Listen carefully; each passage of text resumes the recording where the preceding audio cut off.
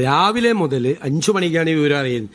5 മണി തൊട്ട് റവന്യൂ മിനിസ്റ്ററെ ബന്ധപ്പെട്ടു, ചീഫ് സെക്രട്ടറിയെ ബന്ധപ്പെട്ടു, ജില്ലയിലെ ചാർജുള്ള മന്ത്രിമാരെ ബന്ധപ്പെട്ടു, എല്ലാ കളക്ടർമാരെയും ബന്ധപ്പെട്ടു, എല്ലാ മന്ത്രിമാരും സ്പോട്ടിലെത്തി, എല്ലാ MLA-മാരെയും ബന്ധപ്പെട്ടു, എല്ലാ കളക്ടർമാരെയും ബന്ധപ്പെട്ടു.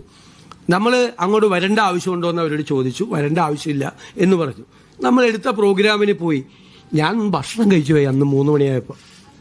എനിക്കറിയില്ലായിരുന്നു, എനിക്കറിയില്ലായിരുന്നു 2018-ലും 19-ലും ദുരന്തം ഉണ്ടായിരുന്നപ്പോൾ അന്നത്തെ മുഖ്യമന്ത്രി നിരാഹാരമാണ് ഇരുന്നതെന്ന് എനിക്ക് അറിയില്ലായിരുന്നു. ഞാനൊന്ന് ഭക്ഷണം കഴിച്ചു പോയി. നിങ്ങൾ എത്ര അപവാദ പ്രചരണമാണ് നടക്കുന്നത്. ഞാൻ 3 മണിക്കാണ് ഞാൻ മലപ്പുറത്ത് എത്തുന്നത്, പൊന്നാനിയിലെത്തുന്നത്, സി ഹരിദാസ് സാറിന്റെ വീട്ടിൽ. ഞാൻ അപ്പുറത്തെ വീട്ടിൽ എനിക്ക് ഭക്ഷണം അറേഞ്ച് ചെയ്തിട്ടുണ്ടായിരുന്നു, എൻ്റെ ഒരു ഫ്രണ്ടിന്റെ വീട്ടിൽ. ഞാൻ ഭക്ഷണം കഴിക്കാൻ പാടില്ലേ? 3 മണിക്കാണ് ഞാൻ ഭക്ഷണം കഴിക്കുന്നത്. എന്ത് തെറ്റാണ്, എന്തൊരു അപവാദ പ്രചരണം, എന്തൊരു ഹീനമായ അപവാദ പ്രചരണമാണ് നടക്കുന്നത്. ഭക്ഷണം കഴിച്ചെന്ന് അല്ലല്ല വെയിറ്റ്, പിന്നെന്താ ഞങ്ങൾ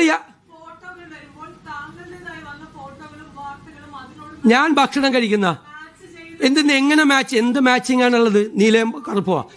നിങ്ങളെന്താ ഒരു ഭക്ഷണം കഴിക്കുന്നത് ഫോട്ടോ എടുത്ത് പുറത്തു കൊടുത്തതിന് നിങ്ങൾ എന്താ ഔചിത്യമാണ് നിങ്ങളുടെ ചോദ്യത്തിൽ? അല്ലത് ഭക്ഷണം കഴിച്ചോ, തെറ്റുപറ്റിപ്പോയി, ഇനി മുതൽ ഭക്ഷണം കഴിക്കാതിരിക്കും. എന്തൊരു മര്യാദകേടാണ്. എത്ര മുഖ്യമന്ത്രിയോ ഏതെങ്കിലും VIP ആണോന്നൊന്നുമില്ല. നമ്മളൊക്കെ പോയാലും അങ്ങനെ തന്നെയാണ്. മലബാറിലെ വീട്ടകങ്ങൾ കലർപ്പില്ലാത്ത സ്നേഹം വാരിച്ചൊരിയും. അടുക്കളയിൽ അമ്മമാർ കഷ്ടപ്പെടും. ഉണ്ടാക്കാൻ കഴിയുന്നതൊക്കെ ഉണ്ടാക്കി ഡൈനിങ് ടേബിൾ ഇഞ്ച് കാലിയിടില്ല. വയറും മനസ്സൊക്കെ നിറയ്ക്കും. ആ നല്ല മനുഷ്യരുടെ ശീലമാണ്. മുഖ്യമന്ത്രിക്ക് ഉച്ചയ്ക്ക് ഭക്ഷണം കഴിക്കേണ്ട എന്ന ചോദ്യം പോലും അപ്രസക്തമാണ്. പ്രശ്നം അവിടെയല്ല.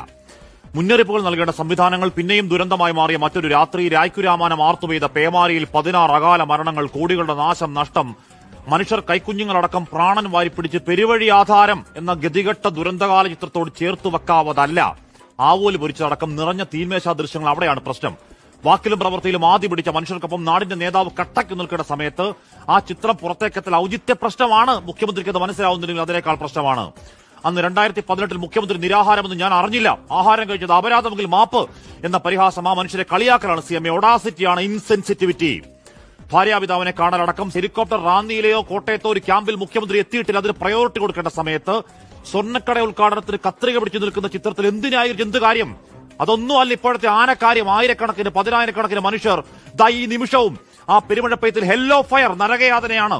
8 വർഷങ്ങൾക്ക് മുൻപ് ആ മഹാപ്രളയം കുത്തുവാളയെ പിടിച്ചറിയാനാണ് ആറന്മുള, ചെങ്ങന്നൂർ, റാന്നി, തിരുവല്ല.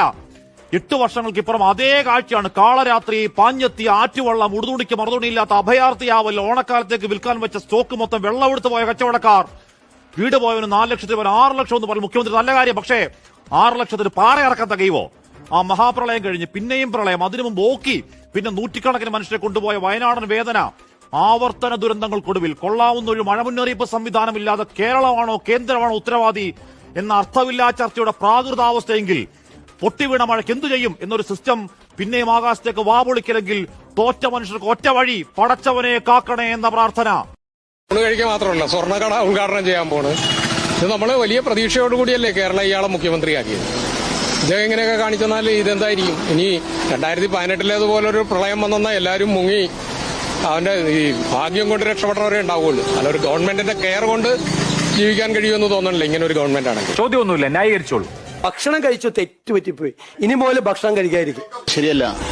അത്യാവശ്യമായിട്ട് നമ്മളൊരു ഇതൊക്കെ നടക്കുമ്പോൾ അങ്ങനെ പബ്ലിക്കായിട്ട് ഫോട്ടോ ഇതൊക്കെ ഉണ്ടാകൊണ്ട് നമുക്കത് ഉൾക്കൊള്ളാൻ പറ്റില്ല.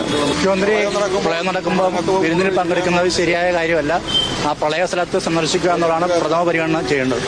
നമ്മൾ ആസ്വദിച്ച് ഊണ് കഴിക്കുക എന്നുള്ളതല്ല, അവിടെ ഓടിയെത്തുക എന്നുള്ളതാണ്. അവിടെ വേണ്ട സംവിധാനങ്ങൾ നടക്കുക, അതുപോലെ തന്നെ അവിടെ കളക്ടറുമായിട്ട് ബന്ധപ്പെടുക, എല്ലാ കാര്യങ്ങളും നടത്തേണ്ട ഒരാൾ പോയി സുഖവാസം പോലെ വരെ ഊണ് കഴിക്കുക എന്നുള്ളത് അതല്ലേ ശരി.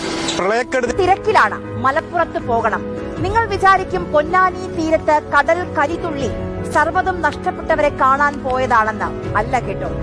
മനുഷ്യർ മണ്ണിനടിയിൽ കുടുങ്ങിക്കിടക്കുന്ന സമയത്ത് സൽക്കാര വിരുന്നിൽ പങ്കെടുക്കുന്ന തിരക്കിലാണ് കേരളത്തിന്റെ മുഖ്യമന്ത്രി. ഇന്ന് ഈ പകൽ വെള്ളക്കെട്ടിൽ വീണ് ഒരു കുഞ്ഞിന്റെ ഹൃദയം നിലച്ചു. പക്ഷേ മുഖ്യമന്ത്രി തിരക്കിലാണ്. കൊച്ചിയുടെ ഹൃദയത്തിലുള്ള സ്വർണ്ണക്കട ഉദ്ഘാടനം ചെയ്യുന്ന ആവശ്യത്തിന് ഹെലികോപ്റ്റർ യാത്ര. മിനിമം നിങ്ങളെ വോട്ട് ചെയ്ത് ജയിപ്പിച്ച മനുഷ്യർ ഇതെല്ലാം കാണുന്നുണ്ട് എന്നെങ്കിലും ഓർക്കണം.